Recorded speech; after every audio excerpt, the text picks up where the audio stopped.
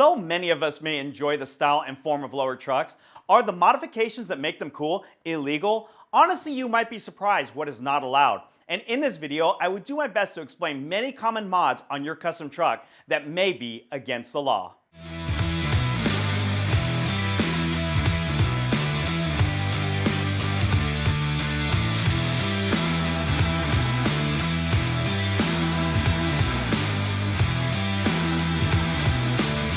So many of you might have questions on what is against the law when it comes to customizing trucks. I have plenty of experience on this topic, but before we get started, I do want to let all of you know that everything I will be discussing in this video is from personal experience or information I have gathered over many years, and I highly suggest researching your local laws and regulations before performing any mods to your vehicle, as things can get drastically different in various states, counties, and even cities. I've been customizing trucks for over 20 years, and during that time, I've had my fair share of citations and encounters with law enforcement. And boy, can I tell you that things can be a bit confusing and tricky, as there are so many laws and restrictions it would probably take years of studying to fully understand. In reality, who has time to dissect all of this? I can also tell you that many cops don't even know all the intricacies of vehicle laws either. I've received tickets for things that were just plain incorrect and a complete waste of time. But it is what it is, and it's not worth arguing about, especially when confronted by an officer. For starters, let's discuss, is lowering your truck illegal? Well, in most cases, the general rule of thumb here is that the lowest part of your vehicle is not supposed to be lower than the bottom of your wheels. The thinking here is that if you have a tire failure, you can at least roll away to the side of the road. But there's actually a lot of leniency here, as big wheels with low profile tires will allow you to get pretty low and stay within legal limits. With that being said, let's discuss adjustable suspension systems with airbags or even hydraulics. The parts themselves are probably legal, as there are some factory vehicles equipped with them. However, it is most likely illegal to have them set up to lay a truck on the ground. It goes back to the thinking that you'll want to have the wheels as the lowest portion, because if the suspension fails, you can drive to safety. If you ask law enforcement about this, they may suggest setting up the suspension with bump stops to ensure that your vehicle is always mobile. Here's my thoughts on air ride. I had it on my Chevy S10 and had numerous issues with it. I will admit that my truck looked cool when it sat flat on the ground, but I had my fair share of problems keeping it operational. There were plenty of times when I was worried that something would go wrong and that I could no longer drive it. I'm more about coilovers these days, and I think airbags might be best left to show vehicles that don't get driven often.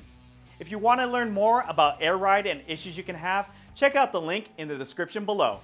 Next up, are custom taillights and headlights illegal? As far as lighting goes, I believe if they meet DOT approval, you should be good. This will be indicated with markings on the housings. I know there are laws about the height of them, as they can't be too low or too high, and again, I suggest you research this in your specific region. There are also laws about brightness on headlights. Most replacements should be plenty bright unless you smoke them or something like that, and I think LEDs are pretty acceptable too. When it comes to taillights, I think this is where things get tricky for customizers, as many times people like to make them blend in with the rest of the vehicle. For the most part, taillights have to emit red light, but the housings don't have to be red as long as they have a red reflector to keep your vehicle visible at night in the event that your lights go out. Usually the same goes for the front turn signals, as they have to be amber colored, but the housing doesn't need to be, and there must be an amber reflector. On top of that, the headlights and taillights are supposed to have a certain amount of brightness. I've seen requirements of visibility at distances and even brightness compared to candlelight, which is super confusing. Additionally, a lot of places require a high-mounted third brake light on vehicles built after '93. Some of these things might be surprising to you, and they definitely were to me. Knowing this, it's clear to say that my old S10 was definitely in violation.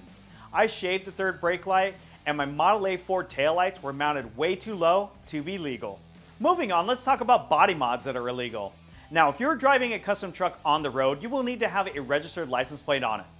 Now, some places only require a rear plate mounted to the very rear, but most want you to have a front one mounted at the very foremost location. So that would mean having a front plate in the windshield or a rear plate in the back window on the cab of a truck will probably be against the law. I know a lot of vehicles look cooler with no front plate, but that is illegal in a lot of regions. Another big thing that is usually illegal is removing the front windshield wipers. This is a common mod that truck enthusiasts like to do, as vehicles look sleeker without wipers. A lot of us have gotten used to either waxing a windshield or applying Rain-X so that water beads itself off. But law enforcement will argue that in the event mud gets slung up on your windshield, you'll need the assistance of wipers to remove it.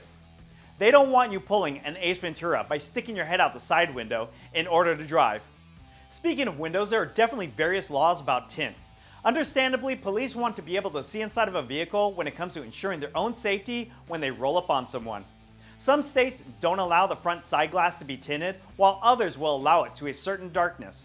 And I think a lot of desert states will even allow your windshield to be tinted for the sake of helping to keep you cool during the summertime. Up next, are engine swaps in lower trucks illegal? Well, yes, they can be in certain circumstances. I think most of us would like more power when we mash the throttle pedal, and engine swaps are the best way to get more out of your truck. However, in a lot of places, this is banned in newer vehicles for emissions purposes. Having higher fuel consumption to create more power goes hand in hand with more emissions. This is a big deal these days, as we do need to look after our planet by creating less harmful gases. The thought here is that newer vehicles are better designed for less emissions, and swaps will counter that.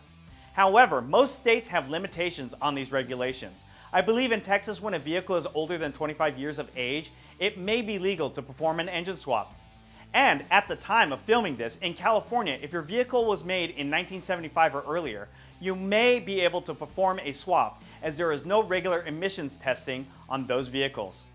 The thinking here is the older a vehicle is, the less likely it is to be operational and leaves a window open for classic truck enthusiasts. But there are other possible loopholes that I know of in California that would allow you to possibly sneak in an engine swap. Since diesel vehicles made in 1996 and older are exempt from emissions testing, I have seen people swap engines into these trucks and no one is the wiser. But I don't think it's technically legal, and if you are being a jerk on the road and a cop pulls you over, he or she may be wise to the swap and possibly impound your truck. I've heard of another possible sneaky way to perform a swap on OBS Chevy trucks. Basically, if you have a V8 in one of these, you could swap in a modern built small block with a bigger displacement, and you may be able to get away with it. I'm not sure of the full details of doing this, and you should do your research, but on the surface, it seems doable. Other performance mods on later model lower trucks can be an issue too. Again, in California, the state has a visual inspection as a part of smog emissions testing, and I've had trouble with custom cold air intakes. A lot of the bigger name brands get these approved, and usually all you have to do is show a certification sticker to get it to pass. On these lines, computer tunes are a tricky subject. California recently cracked down on snap crackle pop tunes on tuner cars and diesels that were tuned to roll coal.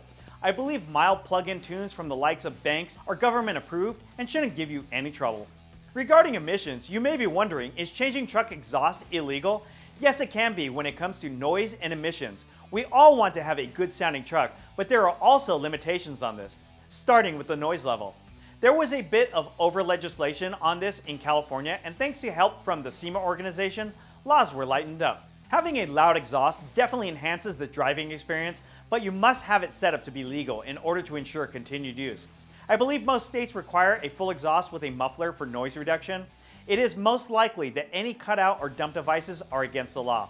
I know a lot of modified trucks need to have custom exhaust made for the sake of clearing suspension components, but the safest route here is installing a 50-state compliant catback exhaust.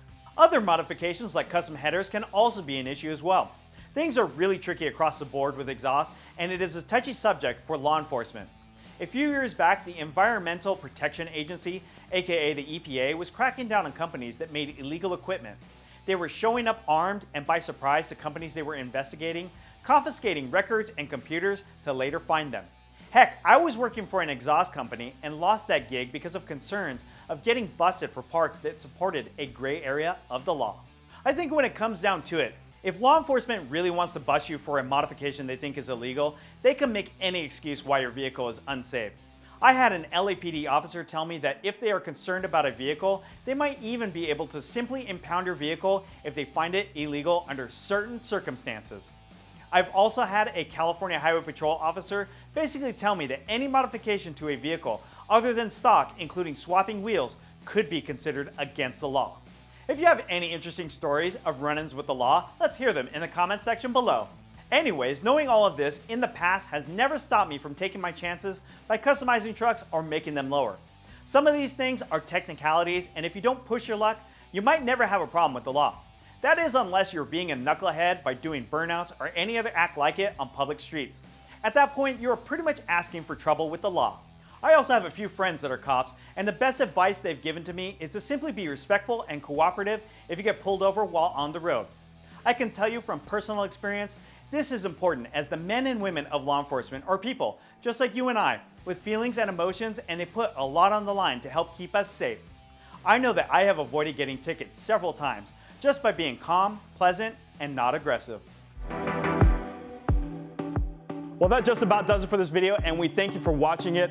Make sure to hit that subscribe button so you don't miss a future video, and we will catch you next time.